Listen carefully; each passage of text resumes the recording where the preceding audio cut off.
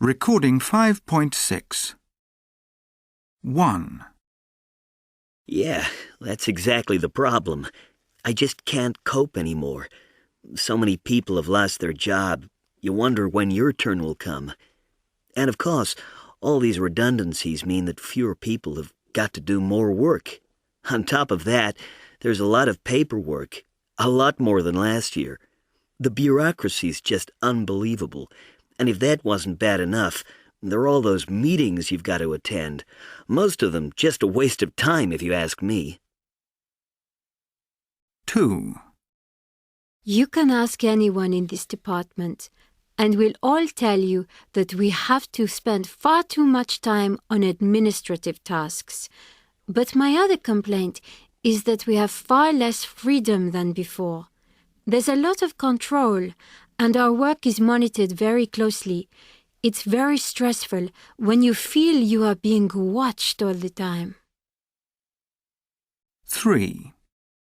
I certainly feel under a lot of pressure.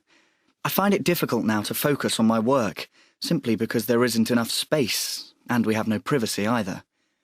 None of us likes to work in an open-plan office. I and 3 others are cooped up in a small area where there isn't even a window. 4.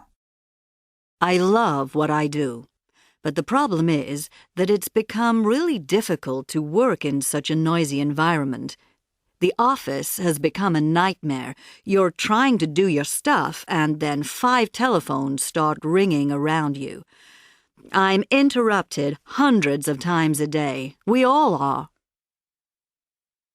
5. Well, we all know that the company has known better times.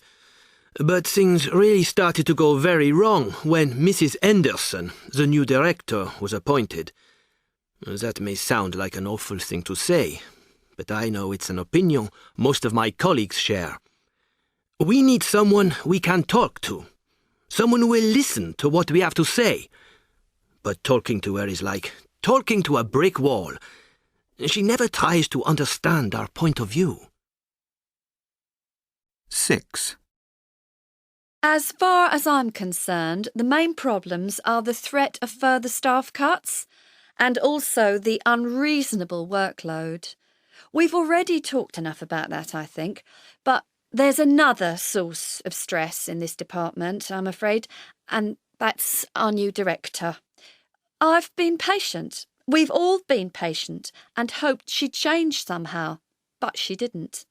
She just won't make the effort to listen to us. And whenever she speaks, it is to criticise. We meet our targets, we take work home, but she'll never say, "Well done." It's very demotivating.